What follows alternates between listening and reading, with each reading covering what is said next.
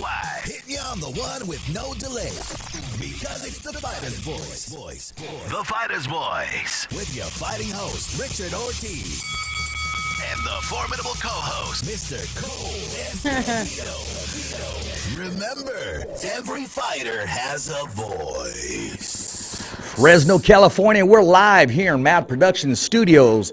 This is the Fighter's Voice. A little echo here. The Fighter's Voice, the only voice that matters. We're simply knocking out the competition. And if you're not around, you probably got knocked out.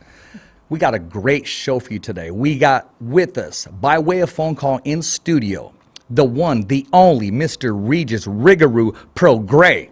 I want to make sure I say his name right, Carol, because other people seem to chop it up. I mean, when they chop it up, I mean, are they cutting up meat, carne asada, or what? Or do they make the effort and just talk to the man and say, you know what, how do you pronounce your name? Exactly. No, I think most people actually destroy it. So yeah, I'm hearing a little bit of echo, but, you know, maybe we're in a hallway or something.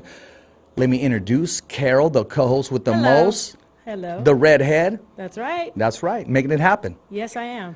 You know, today's guest, we got Regis, man, and you know what? It's finally official. Him and Josh Taylor are going to get it on. And we're going to have a great show, and we're going to talk about his do's and don'ts and the excitement and how's training camp once it became official. Welcome to the show, Regis. How we doing? What's up, bro? How you doing? Everything on my side good. Whoa, what was that? Hold on 1 second, my man. Okay, I'm sorry, my man. A little bit of technical difficulties, man. That's what happens when we got our stuff today at Radio Shack. It was on sale. So, Regis... once they made it official, man, I mean, were you able to breathe? Were you able to sigh a little bit? Wait, what you said? You kind of, it sounded like you kind of echoing a little bit. Yeah, I'm just... I'm going to pull in the mic. We'll do a hold. My speaker. Yeah, we'll go back to the O-way. Oh, the O-way? Okay. My man. Okay, hold on a second. No, I said that once you heard the news, were you finally relieved? You know, I mean, my whole thing was like, that's who I want to fight next. You know, it wasn't no doubt in my mind that I was gonna fight him. It was only, you know, for me, it was just about, you know, when and where. That was all. You know, so it wasn't. I never actually planned on pulling out the tournament and nothing like that. No, I wanted to fight Josh Taylor. You know, so you know the tournament. You know, they had some issues. They just had to get it right. You know, I was confident that they was to get it right, and you know, they did, and now it's on. So I'm glad that everything happened like it happened. That's good, man. I mean, my mic, man. My mic's a little bit going off, but you know, I know you had a lot of distraction leading up, and it's like lately you've been fighting the physical game. I mean, I'm sorry, the mental game with just, contacts, disputes, not knowing what was going to go on. And you stood your ground, man. I mean, you stood for what was right. You weren't going to settle for any change, or you weren't going to settle for anything different. You wanted to settle for what you were promised, and now it's promised. Now it's been fulfilled. Now it's time to take care of business. My mic. Yeah, exactly. Yeah, exactly. Like I said, my whole thing was like, they had to get it, they had to get it right on their end, I always, for me, I feel like, I'm number one in the world at 140 and Josh Taylor's number two, and so, they told us since we are number one, number two, we're going to be fighting for a whole lot of stuff. We fight not only for the unified, our belts, but we fight for the Ali trophy and we fight for the ring, the ring magazine belt, which is, one of the biggest accomplishments you can have basically in the world of boxing. So it was no doubt in my mind that was the fight that I wanted next, and that's who I want to fight. But it was, like I said, it was all kinds of issues going on, and I'm glad they resolved them. And now we got an official date, and so I can't wait. I mean, it takes a lot of balls to go to another man's area, man. I mean, you're fighting in London. And everybody, word on the street, word in California is saying, man, Regis better not leave it in the hands of the judges, because we all know what's going to happen there. So is there any added pressure to you entering that fight? To be honest, it's not. Of course, I think a lot of fighters say, when they say added pressure, they say it's not. You never know until I get there, But to be honest, I think it's going to be more pressure on him. He going to have all his fans and all his family. I'm going into enemy territory. So for me, I'm just going out there. I'm going to fight for him. I'm going to have fun. For him, it's going to be a lot of pressure. Everybody he ever knew is going to be there watching him. And then on top of that, he got to fight. He got to fight me. You know what I'm saying? Like one of the most dangerous, probably the most dangerous 140-pound fighter in the world. So he got to fight me. So I think all the pressure it's gonna be on him. It's not gonna be on me, you know. But of course, like I said, you never know until fight night. A lot of people say that, you know, of course, most fighters, they say, I'm not gonna feel the pressure, and you know, you never know until fight night happens. So I have to let you know after the fight night or whatever. But as far as right now, for me, it's no pressure. You know, I just can't wait, and the reason, you know, that I choose, you know, to go to London just because it's really been a dream for me to go to London. Like, to go fight in London is like, they have a crazy atmosphere over there. The people, you know, the UK fans, they just, you know, some of the best fans in the world. That's right. As far as boxing goes. That's true. I mean, I think, you know, after this, I'll become like an international superstar. That's great. Carol, when you hear that statement about going into enemy territory, so to speak, Yeah. and you know, being having a hometown crowd, do you feel added pressure on the person that's fighting in his own backyard? Well, My mic's a yeah. little loud. I think so, because like Regis said, you know, you're fighting in your hometown, so you have all your own fans, your family, your friends, everybody there. So I think there's a little bit of added pressure there, you know, if it is your hometown. But like he said, England or London is basically, they do have a really huge fan base in boxing, and it's one of the best, I think, out there actually. The UK is definitely popping for boxing, that's for sure. Without giving too much away, Regis, what do you hope to accomplish in that fight? A boxing lesson, a career night, or are we looking at a knockout? You might get all three. You know what I'm saying? With me, you never know. You might get all three. You might get a boxing lesson for a couple of rounds, and you might get a knockout, which makes it a career night. You know what I'm saying? So you might get all three. You know, it's not like I give out game plans and stuff, man. I say this before every fight. I just go out there and I do me. You know, if I'm Right. me, nobody can beat me, and I know I can. I know nobody. You know, I know they can't. Basically, nobody is. They don't have the skills. They don't have the finesse. They're not athletic, and it's just nobody that can really. I really don't think there's nobody that can mess with me right now. Of course, I can be wrong, but I just don't think I am. Basically, you know, because I really do have it all. If you look at my last 3 fights, they all look different. You know, I never fought the same. If you look at Josh Taylor's last 3 fights, he fought the same. He looks the same every fight. I think he got 15 fights, and he looks the same in all 15 fights. With me, I look. You know, you look at my last 15 fights, and I look Different in each 15 one? times different. Yeah, well, So, that's great, because you're very well-rounded. Yeah, exactly. I just feel like I'm very, very well-rounded, and Right. you can't study me. You can't go out there and, you know, I'm not going to compare myself to Pacquiao or Lomachenko, but, you know, I am a crafty southpaw, and I can do so many different things. And on top of that, I got big punching power in both hands. So, Right. you know, it's just, you can't study me. That's it. Like I said, you're very well-rounded. I see that you have a lot of your strengths are speed, elusiveness. You're aggressive. You come forward, and that's something that, you know, I think is going to be a benefit for you, and definitely be an edge on your end. I say it's the footwork, man. Have you seen Oh, the his footwork too, yeah. No, his footwork. No, the footwork too. And it's like, honestly, it's like whenever you see a southpaw, it's like they're already given. It's like in True. baseball, when you see a left-hander, his cut is beautiful. You know, but and the southpaw stance, Right. I mean, you have those legs, and that's the difference. And I know Taylor has conditioning. Sure. But I want to know if Taylor has an answer for those body shots. The body shots, yeah, and the power. Like, yeah, I didn't mention the power either. So Exactly. he just has the power as well. You know, it's definitely you have a lot of tools there. Regis, I got to ask you, man, how do you continue to stay focused when you're hearing all these call-outs from Adrian Broner, Crawford made a statement, Yep. and why do they keep mentioning you?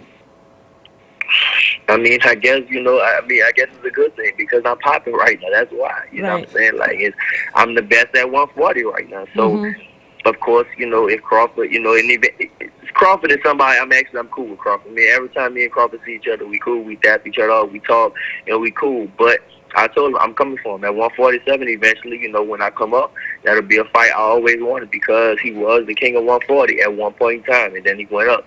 Adrian Broner, he just said my name. So, you know, the thing, a lot of people thought I I saw people saying I was trying to duck Josh Taylor to go fight an easier fight in Adrian Broner and make more money, and that just wasn't the case. Me, I'm a competitor. I want to fight the best. Now, of course, if the Adrian Broner fight comes up after the Josh Taylor fight, then yeah, we can have that fight. But for me, I'm not worried about Adrian Broner. I just responded to him because he said something about me. For me, it was just a response. That was all. You know, you can't say nothing about me without me not saying something back. You know, as soon as it happened, fucking so many people called me and text me and sent me the links and all that stuff. So I was just like, then I had, I kind of had to respond. I kind of got I think all fighters, we kind of got an ego, and I had to respond to it. But my thing was like, I wasn't worried about fighting him. I wasn't worried about fighting Josh Taylor, So if people calling your name out, I mean, I guess that's a good thing. People always call out when Floyd was fighting. Everybody say Floyd, because he was the, he was the top dog. He was the king. And now, a lot of people calling out like Pacquiao, and they always gonna call out, they gonna call out the big names because it's the big fights, the big money fights, and they know it's gonna be a good fight. So that's why they call it. So it's cool with me. Carol, I'm going to touch on another talent that Regis has. Yeah. I'm simply just going to ask him a question, and I want you to hear his answer. Okay. Because he's just not your ordinary fighter. This guy is a historian. He does his homework. He studies the fighters, past, present, and even now. I'm going to take it back and I'm going to ask you, so what was your whole take on Manny Pacquiao and Keith Thurman and how it went down? Was that the result you expected, or were you surprised as half the world was? To be honest, at first, so I did an interview, and at first I was like, Keith Thurman's gonna win. Then I went and watched Manny Pacquiao on the pads and stuff like that, and then I changed my mind that same day, that Saturday. Like I said, that Friday or Thursday or something like that, I was in the gym and I picked Keith Thurman to win. Then I saw Pacquiao just hitting the pads and just how he looked, and I changed my mind. I was like, yeah, Pacquiao's gonna win, and I mean that's like I said, history, man. Pacquiao is like he is the modern day Henry Armstrong right now, so that's why, he is, Pacquiao is Pacquiao, basically, the only 8th division champion in the history of boxing, so, I mean, he's special, he's a very, very special fighter. Right.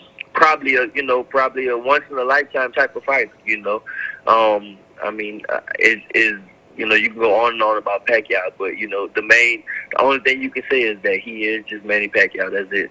Mm-hmm. Very well said. And he's holding down a country. I mean, he's the senator of the Philippines. So I don't know. I mean, you said about 8-time, but also the senator, man. So, I mean, he's just holding it down. Yeah. And that was a very good observation, man. Definitely. So what's your whole take on these rumors we're hearing about Canelo and the Crusher? Do you think that fight makes sense for boxing? Can you see that fight happening, or is there too many speed bumps along the way? It's both ways, In boxing, anything can happen. That's the thing about boxing, Anything can happen. You can always have a lot of speed bumps, or the craziest fights get made, So as far as it happening, I don't know, It depends on how much wear and tear, Kovalov has, and it depends what he has left in the tank, and I mean, I don't know, We'll see. If it happens, then, we'll see. We'll see how it goes down. Okay, if it was official today, who'd you pick going into that fight? Ah, man. Okay.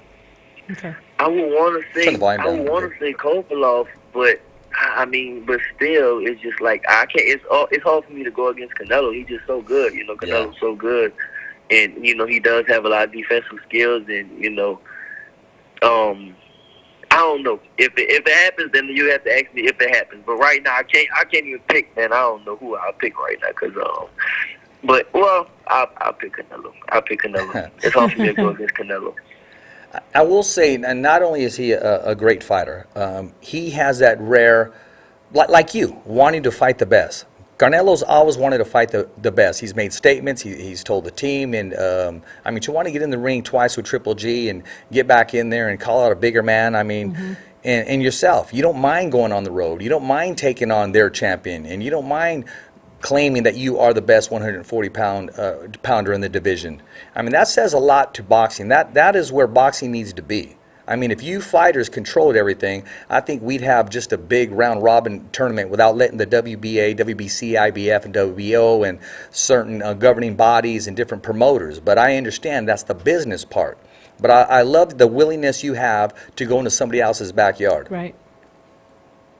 Yeah, I mean, like I said, for me going to London it was a no-brainer, you know, because I always wanted to fight in London, you know, over there in England and stuff like that. You know, for me, you know, Marvin Hagler is, you know, one of my idols, and you know, he went over there and he fought Alan Mensah, which was the champion at the time, middleweight champion at the time, and you know, he beat him, you know, and then, you know, of course, we all know after he won that belt, you know, he didn't let it go for a lot of years. He had all his titles, and he knocked out everybody in all his title defenses except for one person, which was Roberto Duran. But you know, for me, you know, just to, you know, try to follow in the same footsteps as like my idols is like, you know, I'm making my own history, you know, and then, you know, one of the kids, one of the fighters they looking up to, they'll remember the same thing like I'm remembering about like Marvin Hagler. So what other idols do you have, or people that have influenced you in boxing? My first one was always like Mike Tyson. You know, that was my favorite fighter. Yeah. You know, I mean, Tyson was a champion at, you know, the youngest, you know, first off, you know, he was the youngest heavyweight champion ever. And, you know, but he was a champion in 1989. Unfortunately, that was when I was born or whatever. So I didn't get to see Mike Tyson, you know, like yeah, I didn't see him like live coming up, but when I started watching him, like his old tapes and stuff, I was like, "Dude, I want to be like that dude." But he was just a little short, stocky dude, just knocking out these giants, and not just knocking them out, he knocked them out in a minute and 2 minutes, and you know, 1 round and stuff like that. So yeah, I just was so impressed by him. And then you know, Tyson was my favorite fighter for a long time, and you know, like I said, always it still is. But it's like, but then I started studying more boxing, and you know, and then Mike Tyson's style was because the model actually try to make Mike Tyson like a heavyweight Harry Armstrong, you know. So I looked at him and I just was like so amazed. But you know, like I said, if people don't know the boxing history, Harry Armstrong, you know, he was the only person in history. He had 3 belts in 3 different divisions simultaneously at the same time. So that's like special. And then he went up to middleweight and fought in, you know, he was robbed that fight. A lot of people say that, yeah, he got robbed. They gave him a draw. But he had it was 8 belts in the whole boxing. That's when they didn't have all these different belts. It was only 1 belt, and he had half of them, you know. So like I said, look at, you know, I know I'm going a little off track, you know, but like I said, Henry Armstrong, Roberto Duran, Mike Tyson, Marvin Hagler. Good. I love Sugar Ray Robinson, Sugar Ray Leonard. And one person, but the one person I always watched the most as a southpaw had to be Pernell Whitaker. Rest in peace. It always had to be him. Yeah, Pernell was like somebody I watched. I studied all the time. I always studied Pernell Whitaker. As a southpaw, for me, that you can't get no better than Pernell Whitaker as a southpaw. So I always watched, like, I studied all his fights hundreds of times. That's awesome. I still watch Pernell Whitaker fights, all of them. That's amazing. I mean, he was longevity because you just couldn't hit him clean. Right. And, you know, he had some pop on you, too. No, and he had some pop on you, just so you make sure you respect him. Yeah, he wasn't just defensive. He he was a counterpuncher to what, you know, he'll make you miss and he'll make you pay, you know. That's for sure. I mean, once I started really getting immersed in Pernell Whitaker, it was just like, damn, like, I learned so much. As a southpaw, I learned just so much, and that's when my IQ and my game just elevated, skyrocketed. Right. I understand that you actually don't even watch TV. You just watch boxing and you read books, and you have a really large collection of books for all the different fighters out there. Yeah. I mean, now I watch TV a little bit. I still kind of. I'm just not into TV like something about. I watch movies and stuff like that. If I watch stuff on TV, but you eat, and breathe and drink. Bunch of books. Yeah, bunch of books. I got a whole bunch of books. I'm always reading about books. I'm always reading about boxing, the boxing history. That's why I just know so much. I like to read. I don't know why. I just like to read now. It's crazy. When I was in school, I didn't. I hated it. When I was in school, like, I hated to read. I really did. But now I love it. You know, now I might read 2-3 hours a day, and I That's used to good. read way more. I used to read like 6-7 hours Oh a my day, but God. now, you know, I got kids and stuff like that, so you Yeah. can't do that much. But like I said, I still read a lot, and That's good. I got, you know, fight DVDs, and it goes back to who my favorite fighter is, which is Mike Tyson. Right. And he was the same exact way. Mike Tyson, when he was coming up, Right. all he Oh, did, definitely. you know, he was in the Catskills with Cuss, and all he did is watch boxing all day long. Those He reel-to-reels. yearned to learn for that stuff. Yeah, he just wanted to learn so And he would bad. practice it over that's and the over same and thing over. about me. Right. Mhm. That's Yeah, amazing. that's it. Yeah, you know. You know, you made a statement the other day about Mike Tyson, Muhammad Ali. You care to elaborate on that? What I say? You said something about somebody would get outboxed. Oh, I probably retweeted something on Twitter. Yeah, I mean, Yes, yeah, you did. I still think Ali would beat Tyson just because of his mental, how strong he was mentally. Like when Ali before the draft and stuff like that, Ali. He was just known for being fast, and you Right. couldn't touch him His and all footwork. that stuff. But then, you know, they questioned how tough he was. Then after, you know, then when he came after the draft and all that stuff, he got exiled for 3 years. And when he came back, he was known for he was tough. How tough he was. He gained weight, so he was stronger, and he can really sit on his punches. But he was Right. he just could take a beating, which was, of course, you know, long term wasn't good for him, as we all know. But he was just known for being tough, and I just don't think. I don't think Tyson would have been able to beat him just because of, you know, if you look at Ali fought some of the biggest punches in heavyweight history. He beat him. Yeah, you know, did. he fought Frazier 3 times. He fought Sonny Liston. Yes. He fought him twice. He fought Ernie Shaver. Yep, He Ernie fought Shaver's Ken that big Norton. right hand. He fought George Big Foreman. right hands, for sure. You know, he fought George Foreman, and he beat all these people. Yeah. He Right. beat all of them, and that's huge big punches. And that's just people I'm naming. You know, he fought other people with Right. real big punches and stuff like that too. And you know, like I said, he beat all of them. You know, so you look at Tyson. Tyson was, you know, a big puncher. Of course, Tyson had way more just in punching power. But you know, I think, you know, style wise, that it'll be hard for Tyson to beat him just because of, you know, Tyson beat a lot of people just because they were scared of him and they was intimidated by him. And you know, once you're not intimidated by him, you know, half of the battle's gone, and you know Ali wouldn't be intimidated by him. So he would have tried to intimidate him. He would have been talking to him and grabbing him behind his neck, talking his ear and all that Oh, yeah. stuff. And I just like he did George Foreman. So I don't think that Tyson would have be able to beat Ali. And actually Tyson even said himself, he said, I don't think I would be able to beat Ali. So.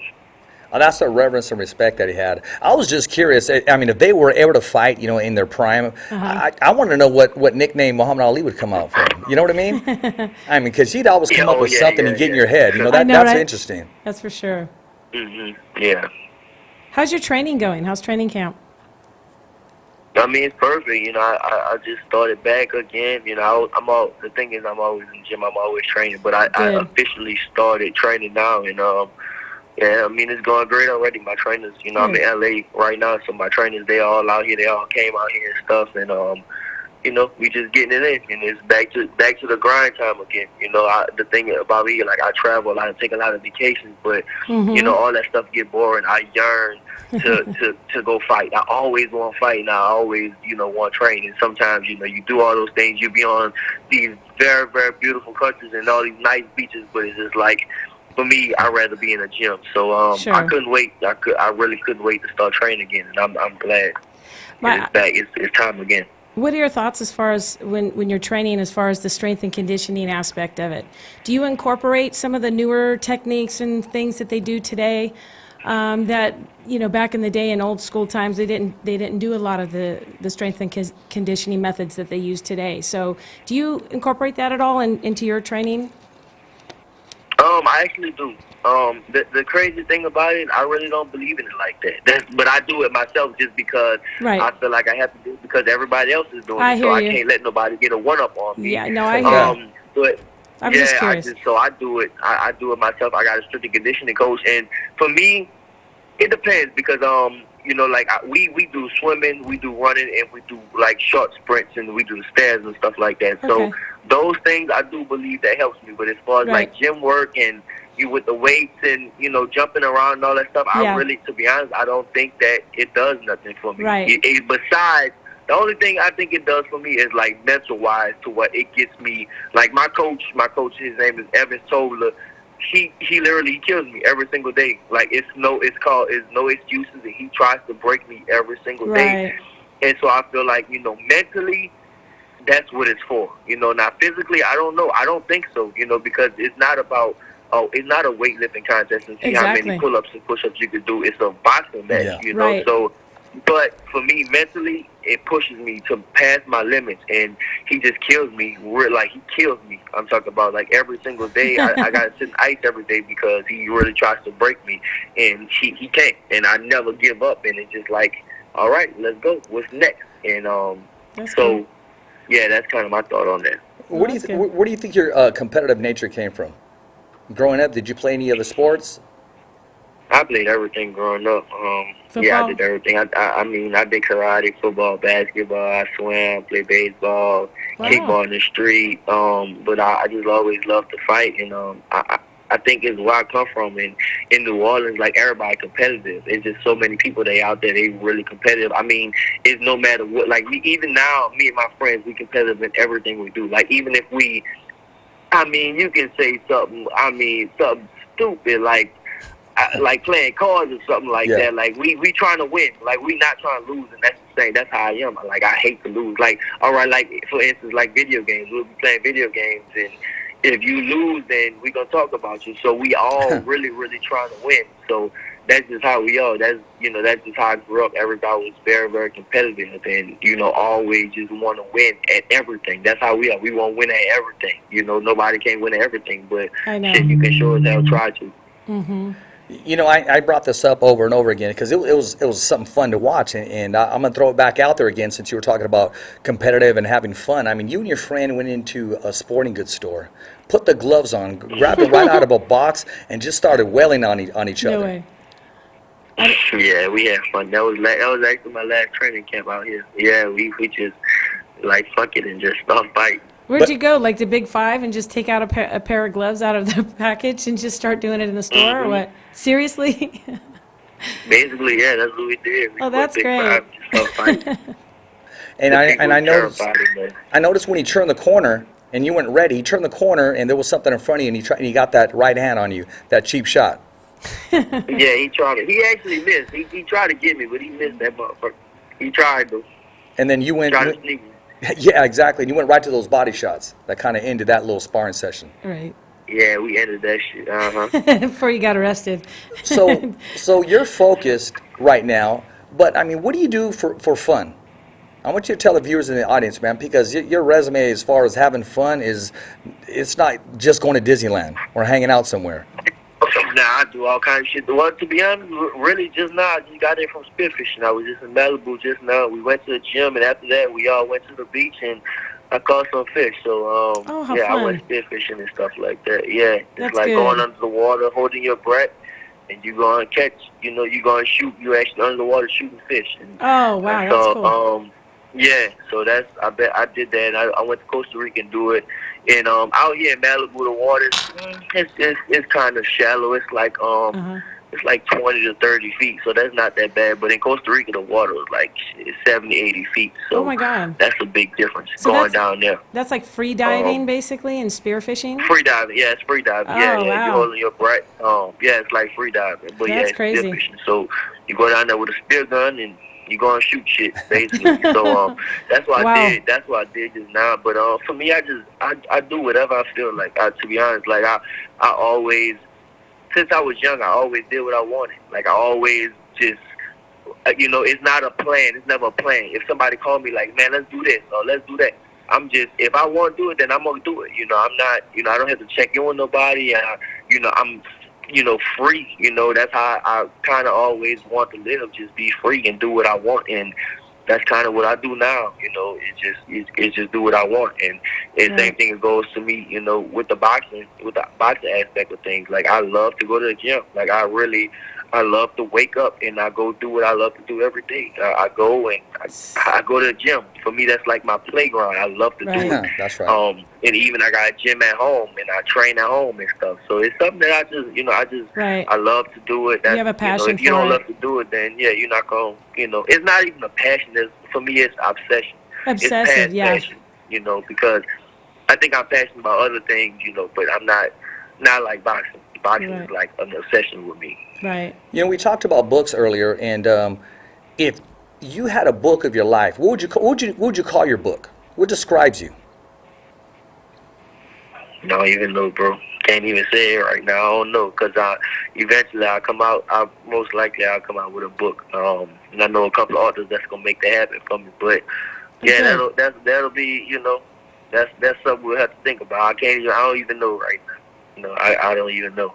I mean, you got such an interesting life, man. I mean, you're an interesting character, man. And when I say that, it's beyond the ring. It's the outside part that gets my attention. Like, I was going to ask you, how real was that picture with you underwater with that shark?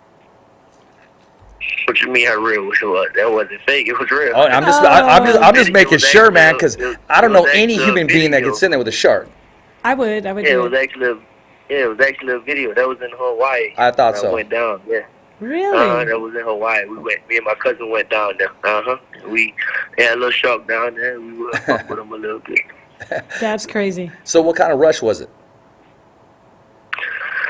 I mean, it wasn't a rush like I went skydiving. So that's a rush. That's fun. That's real fun. Yes, Going it is. jump out of a plane at fucking 15,000, 16,000 feet. That's I know. fun. I want to do that. The shark. Oh, man. Yeah, that's really, really fun. But the shark rush is a little different. You can't. The thing is, when you're holding your breath in the water, you can never get too excited because then you run out of air. Right. So to know how to hold your breath, you down there. I mean, that shark probably was kind of shallow. It was probably like 40 feet down. But still, Wow. 40 feet is 40 feet, so you can't get excited and stuff like that. Right. You gotta always know how to stay calm. Well, you seem to be calm, and you seem to vibe off people chanting your name, because you were on a cliff. And I can see it in your body. You thought about it, but once they were yelling your name, you just said heck with it and jumped off that cliff Did and you? into the water. Oh, that's tight. Oh, yeah, that was in Hawaii, too. That was fun. Yeah, like I said, I just like doing that type of stuff. Diesel, that bro. was fun. I mean, I just have fun with my life. I'm a big-ass kid, so that's just me. That's how I am. I'm just like a big kid, and I love to enjoy my life, and I just want to do everything. My whole thing is like you really only have one life to live. You gotta really live it. And there's so Exactly. many people in the world they don't live their life like they're supposed to, and I know Right. people that just don't live their life like I feel like they're supposed to. You gotta enjoy every second That's because right. life is short. Life really Yeah. is short. So We're not promised tomorrow. you might be here. You might be here right now. Yeah. You might be gone the next day. And if you're gone That's the right. next day, for me, I always think about if really, like, how would I live my life if I died tomorrow?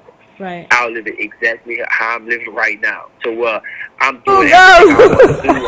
I'm enjoying my life with my family, my kids, my friends. I'm just enjoying life to the fullest. So That's awesome. We That's awesome. just That's pulled kind up. of We my just thought pulled up that video right now where you were jumping off a cliff, so the viewers and the fans get to see you exactly how. That's not ordinary, but it's not No. crazy. You're enjoying life. So if anybody calls it crazy, hey, I'll go to bat for you and say no. The man's just enjoying life. Yeah, that's right. Yeah, that's not crazy. Just jumping off a cliff on my fucking head on some jumping off a cliff or something. I mean, jumping off a cliff is on water. It's just, Yeah. There you it's go. fun. It's fun. And you're in Hawaii, you gotta do stuff like that. It was fun. There you go. That's awesome. Hey, man, and also, I mean, I don't know if it was the wrong address or whatever, but anyways, I will give you later on a tracking number because you are going to get your shirt that I said it would be sent in your hat, man, and I appreciate you putting it on and rocking it, man. Do you got a picture of that, KP, so we can just flash that thing up there? But, yeah, man, the official Fighter's Voice shirt and hat, man.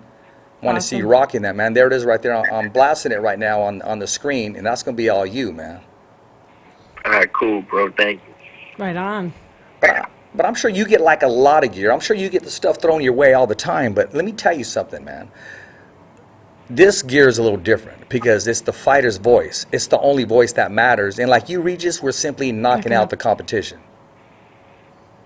Thank you, bro. Thank you. So let me ask you this: how do you respond to negative talk when people just seem to make you their best friend on Instagram, on Twitter? It's like you're minding your own business, but you continue to be in other people's mouths, other people's day. You seem to be the subject and the attention of their whole life. What do you say to that when people continue to bring up your name and just all over social media? I say thank you. You know, all publicity is good publicity, right? I say thank you. You know, it's cool with me. You know, the thing is, if it's not nobody that really knows me, that personally knows me, how can they say something bad about me? Like you don't know me at all. All you know is what you see. What I give you on Instagram, that's not my life. My Instagram life is not my real life. Like what I do Instagram, you know, that's is totally different. Basically, now of course some of the things is, you know, my real life and stuff like that, but. Nah, I mean, I say thank you. It's cool with me. I mean, I used to always think about that, too, like, because Floyd Mayweather gets so much hate. I used to be like, damn, I wonder how he really feels about that. Exactly. But I thought the same you're talking stuff. about the motherfucker that made all this money and just enjoying the shit out of their life, and you got people sitting on Instagram probably hate life, and they have to, come back. They have to take it out on somebody because they hate their life. So for me, listen, if you hate your life and you got to come on my shit and say something bad, please, if it makes you feel good, please do it. Like, I beg you to do it because it doesn't affect me in one bit. Matter of fact, most of the time I laugh. Like, it's funny to me. Like, most of the time that shit is, it really doesn't matter. I laugh at it. It don't bother me at all. You know, like I said, I live a fucking a better than great life. And then, like I said, I do something I love. I love to fight. You know, so if you base me off of, you know, what you gonna say something bad about me personally, you don't know me personally. Then can you say something bad about me? All right, in my sport, which is boxing, I'm flawless right now. I'm 24-0, 20 knockouts, number one in the world. I'm flawless. So. Then what can you say? You know, then they start saying shit and making up shit or whatever. But like I said, man, that's, for me, it is what it is. And go ahead. If it makes people feel happy with themselves, do it. They can love you or they can hate you, but either way, you're in their mind, you know? That's right. Exactly. You're right. Yeah, exactly. You can love me or hate me, but fuck you talking about me. Yeah, if I don't like the motherfucker, I ain't about to be talking about him. I'm not even thinking of why would I, you know what I'm saying? If I don't like them, why waste your energy on that? Yeah, you know, but like I said, I'm in the public eye, so that comes with it. That comes with the territory. Totally. It doesn't, but like I said, it doesn't bother me at all. You can talk about me all you want. It don't bother me. If you don't really know me, you can talk about me. All right. That's cool. Whatever. Well, good for you. All right. Hey, Carol, I want to mention this right here, man. I mean, recently, you know, Regis has been getting some money, and that's fine. But Regis, is it all right if I talk about your shoe game, my man? I mean, because your shoe game is just blasting. So talk to us about your shoe game and your gear. I mean, you know, I come with some fresh shit. You know, I got Gucci, Louis. We talk about Dolce & Gabbana, Versace, Balenciagas, of course Yeezys, and you know, all kinds of shit. You know, that's, you know, I gotta back off the shoes, so I gotta chill out. But yeah, I got all kinds of shit. That's funny. No, man. I mean, you got some class. You got some class there. That's why. You got some shoe game there. That's awesome. See, when you get those shoes, you even keep the boxes. Trust me. Exactly. You do, and you let them breathe a little bit, man.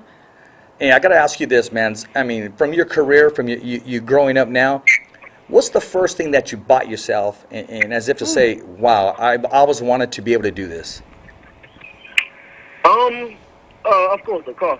You know, I bought a car, and I mean, the main thing I like to do, I mean, one thing I read a quote in the book the other day. It was saying, like, God, like the person said, he feels like the people with wealth, God choose the people with wealth because those are the people that can you know, disperse the wealth and stuff like that. So I feel like, damn, that is kind of right, because I do help a lot of people. Like, for me, like, even though I got a lot of nice shit and I got nice house and cars and all that stuff, like, to be honest, like, I give out more stuff and more money than I give myself.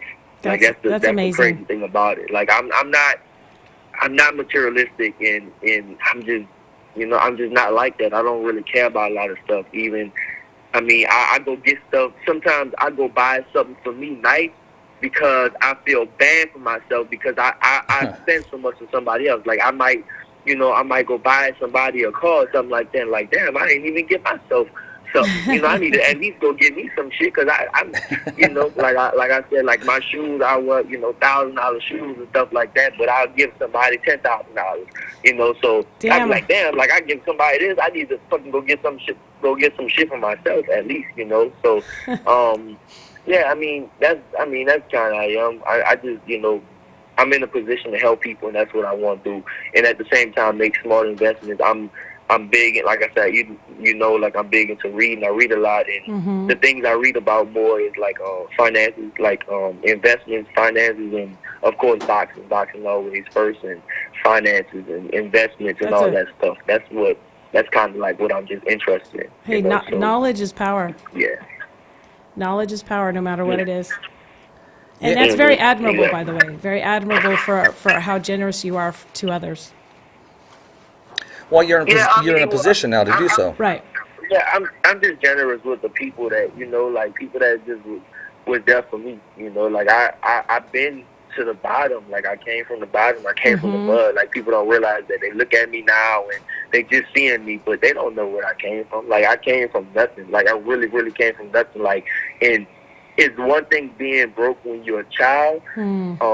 You know, growing up like that, but it's another thing being broke when you're an adult, when you got a family. Like, I mean, I still remember vividly when, you know, it was me and my wife, and I had a 1-year-old son, and we in an apartment with molding, and we have no money to move, you know, so we kind of trying to figure out that stuff, trying to, you know, sleep in different apartments and all that stuff, because we had black mold in our apartment. And I remember, I remember when I had a raggedy little Mustang, and I didn't have gas, so I had to go get my all the change, and put like $2.62 in my gas tank until I got paid or something like that the next day or next 2 days. And I remember those days, you know. I just, you know, so for me, you know, people can look at what I have now and all that stuff, but I mean, I come from nothing, you know, so I know, and when you come from nothing, like I come from nothing, most of your close friends and everybody around your family, they still coming from nothing. And if you have the opportunity to help them, then of course, that's what you're supposed to do. You're supposed to help them. Much respect. That was going to be my next question. I mean, how many friends do you have around you that when you were younger, you said, one day I'm going to be a world champion? And I know you're not done with your career. You're barely reaching the prime years of your career, but just to fulfill a dream that you prophesied to yourself. Yeah, I mean, the thing is, so for me, all the people I'm around right now is people that I've been around before I even started boxing. Not when I'm talking about before when we was kids. Like my friends I have around me, I knew them since we was kids. Now, of course, you got a couple of new people, but for the most part, all my close friends, I've been cool with them, you know, like 15, 16, 17 years now. That's before great. I even put a pair of gloves on, you know. Like when I was playing football and basketball and all that stuff. And, you know, and I don't think nobody believed that I'll be here. Like, cause I didn't know how far I would even go, you know, but I don't think nobody, you know, believed that, you know, I'll be where I'm at right now. But, you know, once I got to a certain age, and I really started believing in myself, and that's when I feel like I can do it too, and that's how it happened. Who's on your bucket list right now? Who did you want to meet as a kid or growing up that you've met already or that you have not met yet? Well, somebody I won't meet is Muhammad Ali. He's gone. I never met Ali. True. I never met Sugar Ray Robinson, of course. Cuz the model, somebody I want to meet. Somebody I can meet is Mike Tyson. I definitely want to meet Mike Tyson one day. Too. I want to meet Roberto Duran. Me too. And probably one of the most excited I've been to meet is I met Marvin Hagler and I met Sugar Ray Leonard. So nice. That's a good picture. Yeah, I met those two. So and of course Holyfield. I used to train alongside Holyfield and stuff like that. So That's great. I mean, I met some people, but some people I won't meet until the next lifetime, and then some people you know, I'm still waiting to meet. That's awesome. Well, you know, that statement that you just said, and I'm going to get deep on you. There's probably a youngster right now that's getting ready to say that one day, or that's saying it now, that I want to meet Regis, Rougarou, Prograis. Mm-hmm. I mean, how does that make you feel, knowing that you're a role model and you're touching lives and you don't even know it? Yeah, I mean, you know, it's crazy. You know, I go when I go home and I meet kids and stuff and all that. Yeah, like I just, yeah, it's just like they look at me like I'm a superhero, and Aw, that's sometimes amazing. I don't realize that it's still like my kids look at me as a superhero. So of course my kids, that's the most important. They look at me as a superhero, but then other kids do the same thing. But like my daughter, like she called me, she'd be like, yeah, that's reading Prograis. Like she'll look on the thing, it's like it's two different people. Like when she's looking at my fight, or she not even a fight, she'll look at a picture or something like that with me with gloves on. Like that's Regis Prograis. That's Regis Prograis. And you know, it's just like I'm a fucking superhero to them. Like especially like my son. Like I'm really like That's a right. superhero. He think I'm the strongest, the fastest, That's cool. the richest. My son really think I'm the richest person in the world, which is definitely not true. But you know, around everybody else, he'd be around. You know, I am the richest, but. You know, he think I'm so rich. He always asks me how much money I got and all that type of stuff. And yeah, they really think I'm a superhero, like a superhero. But you know, to be like that with to be like that with like other kids and stuff, that's, you know, that's crazy. And it's always special, you know. And so I try to always talk to kids, and I try to talk, like I said, talk to them, take pictures, don't turn no kids down for no pictures, sign That's their awesome. shirts and all that stuff. You know, sometimes for it you. does get exhausting, but, you know, it comes with the territory. You got to do it. That's great. How old were you when you started boxing? Like 16, 17. So I started boxing in New Orleans, and then, of course, Hurricane Katrina hit. And I had that's to move right. all around. Yeah. And then I finally, I went to Houston, ended up in Houston, and then that's when I really started. So when I was like 17. Okay. You know, I wanted to let you know, because I did tag you and let you know, that was a good interview with you and Max. I enjoyed it. Thank you. And, Yeah, cool. and you kept it real when you asked about how your career went, and you said because of the hurricane, some doors opened up for you that would have not have ever opened up. So you made good on the opportunity. Yeah. Can you elaborate on that again, please? Yeah, I mean, you know, I feel like, if it wasn't for the Hurricane Katrina, then, you know, I wouldn't be where I'm at right now, because boxing is not, you know, big like that in New Orleans. And, you know, Forced when you I to moved move. to Houston, I was just around these great fighters, and it just put it in my head that I can be like them, you know. And that's the thing, a lot of people, they see it, and they see people on TV, and they don't think that it's possible. They don't think that that's reachable. But then, you know, you get around in the real life, and you feel like, damn, they're just like me. They're people. They're a person just like I am. I can do it. So, you know, that's when, like I said, when I got around Holyfield and stuff, I just felt like, damn, like, you know, this is somebody that made, you know, Mike Tyson, my favorite fighter, he beat him twice. And Holyfield made $500 million in his boxing career in the 80s. And, you know, I'm training next to him. So what's so special about him? I can do the same thing. I mean, the same sport, I can do the same thing. Sure. And, you know, that's what I'm out to prove, basically. Good for you. I remember I met Holyfield years ago. I remember when I first walked into Caesar's Palace, he sat down on a table, and I remember the waitress said, hey, can I help you? Where would you like to sit? And I said, as closest to that table as possible.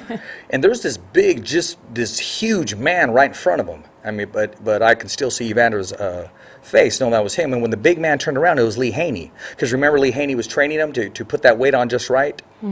So I ordered him. I sent an orange juice over to his table, and he barely sipped it, man, but just enough to, when he got up ready to leave, he called me over there. And we took pictures, and he was just a nice guy. Yeah. And I noticed he was wearing 501s. And, you know, 501s, it has the size on there. Well, we're talking about a man that had a 32 waist, but as a heavyweight. Because from the waist, it just went and just started to spread, man. I mean, because he was just shredded. I mean, even Kenny Norton would look at him and say, God damn. When was that? Yeah. How long ago? Oh, about 15, maybe 20 years ago. Okay, so I met Holyfield like 4 or 5 years ago. Yeah.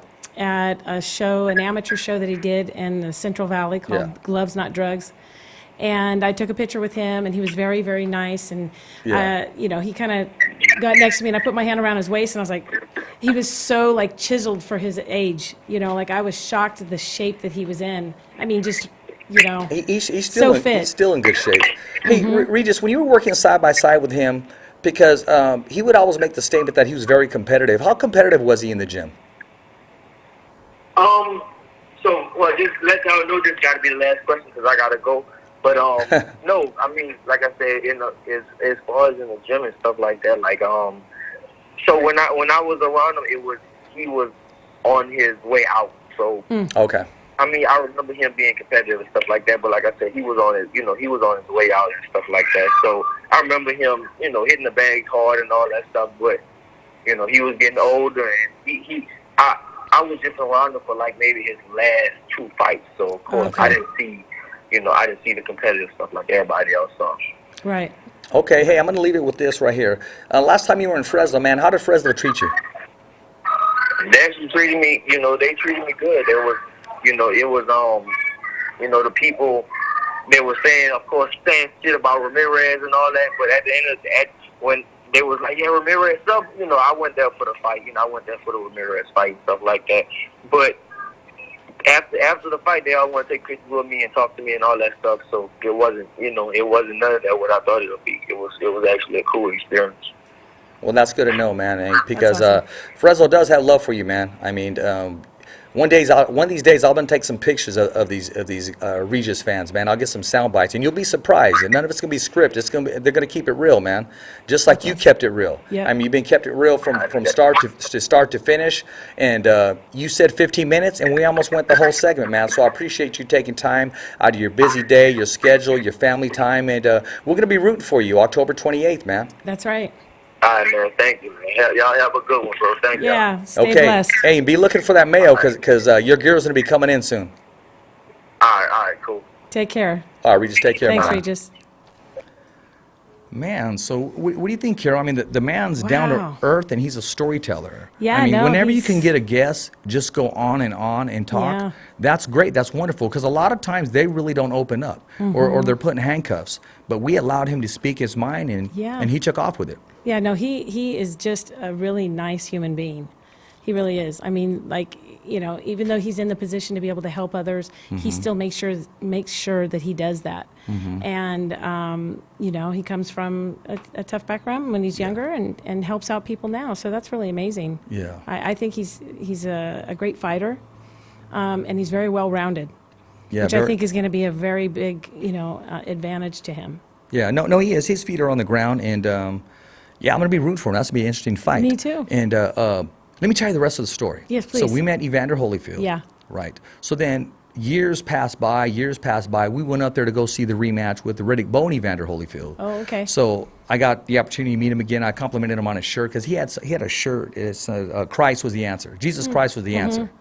And I remember it was who else was there? It was a press. No, it wasn't a press. It was an open workout, media workout. It was at Okay. MGM Grand. Right. So I had him sign that picture. Oh. And you know what he said? He goes, "Oh, you cut your hair?"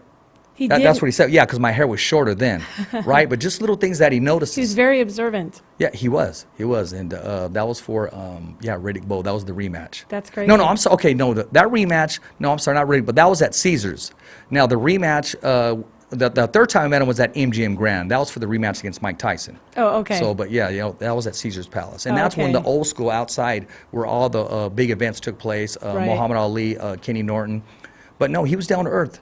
He had a small circle, very small circle. That's cool. And hey, he's still involved in boxing. He's still Yeah. making it happen. No, like I said, I met Touching him. lives. I met Holyfield in Modesto, and he was doing a show for, the kids, and like I said, it was called Gloves Not Drugs, trying to, Yeah. get the kids involved, and he was taking pictures with every single person that was there, and it really, I think he's just really a nice guy. It's funny that you say Modesto. I didn't even know he was there. Or Yeah, else he I was. would've It was tried to about cover 3 or that. 4 years ago. Okay. It's funny you say Modesto because the first time I met Mike Tyson, and I asked him, I said, "Hey, can you sign this picture for my son?" Oh. And he said, "Oh, you got a son?" He goes, "How old are you?" He goes, "Where do you live?" And he's asking me all these He questions knows at where once. it's at. So I said Fresno, and he goes, and you know what he said? "Oh, is that by Modesto?" Uh-huh. So he knows the area. Yeah, he does, And this 'cause- was wild. This is when he fought Peter McNeely. Okay. Yeah. No, he knows the area because he's been to the Oh, schools. and he asked me too if I wanted some grapes. because he was Oh. eating grapes. Oh, that's Real right. talk, though, yeah. That is funny. He was actually in Manteca. He went to a school in Manteca. Okay. And I remember I was over at Richard Perez, and he took some of the kids over there to the school, and he talked to the kids, and we brought some fighters over there. Yeah. And it was really great because it was like, I was shocked to think, well, what's he doing in Manteca or in the Central Valley, you know? So it doesn't surprise me that he knows where Modesto was. Well, when I meet him again, I have something to give to him. And this is crazy. This is, I don't even remember the date. Okay, Peter Mealy, and we're using a camera, you know, with a film. Oh, you mean Mike Tyson. Okay, but are you talking about what do you call it, the instant kind of camera, or are you talking about just the regular with the film? No, with the film. 35 millimeter. Yeah, with the film. That was Okay. old school. So Yeah. he's right there next to my mom, and I took a picture of them two. Actually, we're inside the ring. Took a picture of them, right? And he says, hey, can I have a copy of that? No, I he said, sure. didn't. Oh, so, I mean, there's no phone number. There's no contact. Yeah. I'm thinking, It's not like you had a cell did phone. he just say that to me nice or what? And I Yeah. started thinking So about it. What'd you do?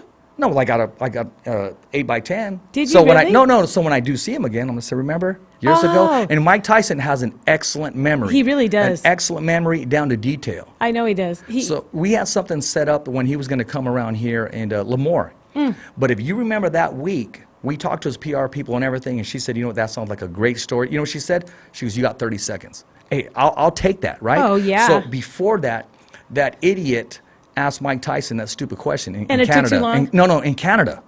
Oh, shit. After they did that week, everybody got an email, no interviews. interviews. No interviews, nothing, because of one idiot. That's when messed up. they're doing a great interview, it was in Canada, and this guy just asked him I something. He know. goes, you know what? Yeah, He goes, I "You know. what, I saw man? it. Yeah, After that, he no almost interviews. he almost ended that guy. No, he almost went old school on him. Yeah, he really did. I mean, but it was very disrespectful that the guy pulled that on him in the middle of an interview. So let me ask you this, since we're talking about that, what are your boundaries? What, in your opinion, what are your boundaries for media asking questions? How do you want to be recognized as a media person?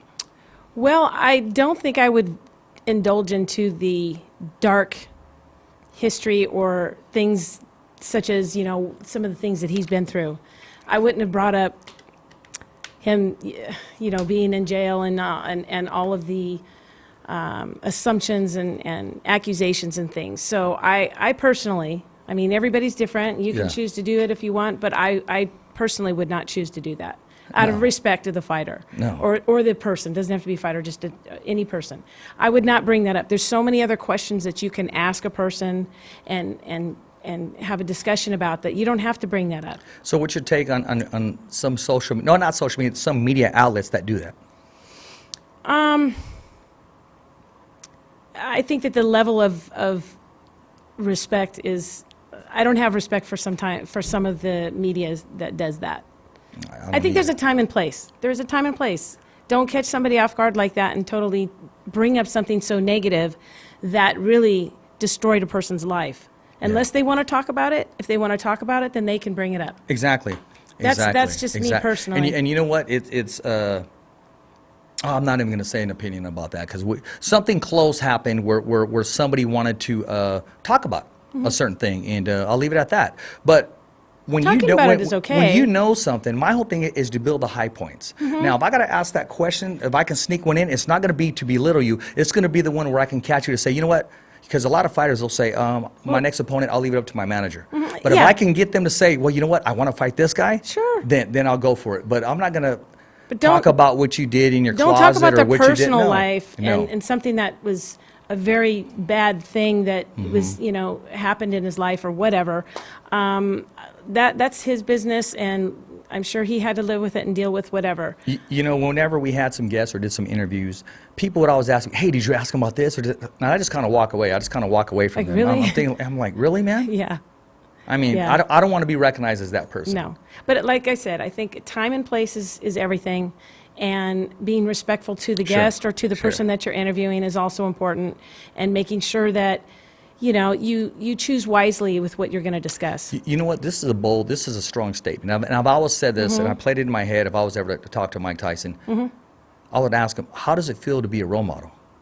Because he is a role model. Yeah, now. He could have stood there and let society, or he could have Sure. even tormented his own self, and yet he's giving back, telling his life story, keeping it Absolutely. real. People that admire him, he's giving them positive words, and he's He is. No doubt about that. He's reinventing himself. I mean, back in the day, you know, I might not have, I really enjoyed watching his fights, but sometimes his antics, you know, personally back in the day, I just didn't care for that too much. Yeah, I mean, the The biting. yeah, well, I mean, you know, he lost it. Every man has his limit. I don't justify that at all. But, I don't. You know, I mean, he'll forever, but you know what? He embraced it and he has fun with it. Yeah, but see now, today, I see the relationship that he has with Holyfield, and Yeah. I see the things that he's doing to give back to the community and to the kids, and the struggles that he's been through, you know, his personal struggles of, you know, some loss and things like that. Yeah. That I highly respect him now.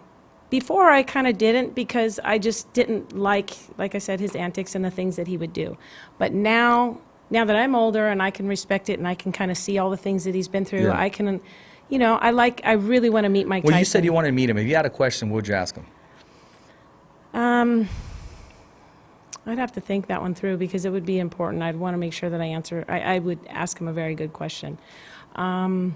Although I did have a dream once that I met him somewhere at a show or a fight somewhere, and we were just chopping it up about boxing and laughing, and I don't even recall exactly what the conversation was, but we were talking for a long time. I think I would love to do that, just to chop it up, you know, not just one particular question. No, I want to have a conversation with him, you know. Well, Let's make it happen. no, well, get ready, because you're going to be talking to him pretty soon. Okay, good, Yeah, because that's yeah. my dream right there, Hey. for the record. Yeah, there it is there, man. I'd like to interview Conor McGregor. Oh, okay, good. Yeah, me too. I have Just some so we can go questions for tit for him. tat. I Yeah. think I got some questions I can Do come you? up. Not right this minute, but I will. So, who would you like to interview? Who's on your bucket list besides Mike Tyson? That your ultimate, even if they're not here on this earth anymore, who would have been? Who's your number one? Oh, wow. I mean, If you could have anybody on the show, who would it be? Muhammad Ali, he was just so exciting and so entertaining, and just, he's a legend. Unscripted. Unscripted, and he would be almost rapping in a way, because you know how he would just start singing and start, you know, saying Yeah. stuff, rhyming, and I just would love to see that live, you know, in person. There's one interview, Muhammad Ali's, no, he didn't say it, but somebody else in his camp said it. He met a sick boy in the hospital. I don't know if you know the story. And the sick boy said, I'm going to tell Jesus that I know you. The little boy said that to Muhammad Ali. I mean, aren't those awesome words? Yeah. Because he knew, you know, he was fighting cancer or I leukemia. know. I'm not sure exactly yeah, what the sickness I have was. goosebumps just thinking about that. But he made that statement, I'm going to tell Jesus that I know you. Oh, wow. That's deep right there. That is deep right there for sure. I mean, when you're that great, and I didn't get a chance to let Regis know, but Muhammad Ali's greatness, even after boxing, outside of the ring, I mean, politically, I mean, where he took a stand, and True. that he was able to hold the torch for the Olympics. And That's right. Yes. you know, even though he had his own fight with Parkinson's, he was still strong enough and had enough pride, and he won again by being able to light it himself. Oh, no doubt. That was really amazing. He just was one of a kind. Yeah. I mean, all across the board. That's my personal opinion. Yep. What you need to do is you need to show up tomorrow, because you know tomorrow who we're having on the show. Let's see. MMA veteran, UFC, Bellator, Big LeVar Johnson to be on the Fighter's Voice Kick-Ass podcast. Oh, that's right. 6 o'clock. Make sure you subscribe to watch live. www.youtube.com/The Fighter's Voice. The man. That's www.youtube.com/The Fighter's Voice. Big LeVar Johnson going to be in studio, man. Awesome. Yeah, I it's might gonna be a have to good take thing. a drive again. Yeah, you may have to. You may have to. And, you know, he's very active, man, and he's I ready to know. go. He's in great shape, and he's putting in the work. He's putting in the Yes, work. He's ready to that's go. awesome. But enough said. I'm going to let him tell the story. I'm going to let him Good. talk about his future and what's in the horizon How for exciting. Big LeVar. That's going to be exciting. I can't wait. Hey. For sure. Yeah, exactly. But what about the upcoming fight? The Big Al Gonzalez is fighting this weekend. Oh, yeah. Okay, here we go. My bad. I was figuring out a way at work. I was going, how do we throw the plug in, okay? Big Al Gonzalez from Fresno, California, will be fighting for Bellator in That's San Jose, right. California. Big Al, what's up? But not only that, somebody from the Fighter's Voice Knockout podcast is going to be working as a cut woman at Bellator. Congratulations on that. Well, thank you. Well, it's going to be wrapping hands and doing all the other stuff, but I mean, I don't care if it's I don't taking out the care. garbage. I don't care either. I'm just happy for the opportunity, so I'm very excited. Exactly. And I'm excited I'll be able to see Big Al and see him fight. You go there and you network and let Yes. your work speak for itself. That's and right. when called upon, be ready. That's the whole point. So I'm very excited about that and looking so forward to it. And just watch for me. Yeah. Yeah. Carol the Cutwoman, Bellator. And it was just last week we had a discussion off camera. You know, Yeah. but like I keep saying, this show is blessed. I know. This show is blessed. We call things as if they're not, as if they are. Yes, that's right. They are. Mm-hmm. They are. So got it. I need to start prophesying that. I just don't know what network I want to say right now, and then throw out the other networks. So they go, nah, you said that network over there. No, but one day we'll be doing it Yeah. big time. And the Fighter's Voice will be global and it'll be worldwide. That's Hey, right. Rich Ortiz here, your host. Carol, the co-host, making it happen. Doing a great job, and we'll see you guys tomorrow. Big LeVar Johnson to be on the Fighter's Voice Kick-Ass Podcast. ESCOVEDO will be back here in studio making it happen. Don't forget to order your shirt and hat. Be part of the team. I'm always hearing, where are these shirts at? Where are these hats at? Well, now they're available for you. Get a hold of me. There you go right there. Pick any color you want. The shirt is printed front and back. Hey, man, don't get left behind. Don't say, hey, where's my shirt? Or, you know what? You know what's the trip? And I don't want to hurt some people. No, I'll keep it real. Everybody tags me, oh, I want one, or press like. Well, press PayPal or press Cash App. You know what I mean? You should. Because those days of Richard, when them ask me 3 times, oh, how much are they again? Bro, I'm not going to give you one Come free, on. okay? Support the cause, man. Support the team. Yeah, you should put a little Or Cash App when there's a PayPal fight, when link there's a to fight it. coming up, I get the call that I never get at all because Right. I've got tickets all the time. Yeah, sure. Come on, man. Let's keep it real, man. I hear you there. Serious. Let's Yeah. do it. Yeah, Let's do that it. sounds good to me. When next time I'm just gonna give the tickets out to all the fans. Because I Yeah. usually keep a couple. You know what I mean? Sure. You know, to make it happen. But I'm just gonna give them complete. I'm giving it to the t-shirt buyers. There you go. I will. That's a great thing to do. Yeah, we should.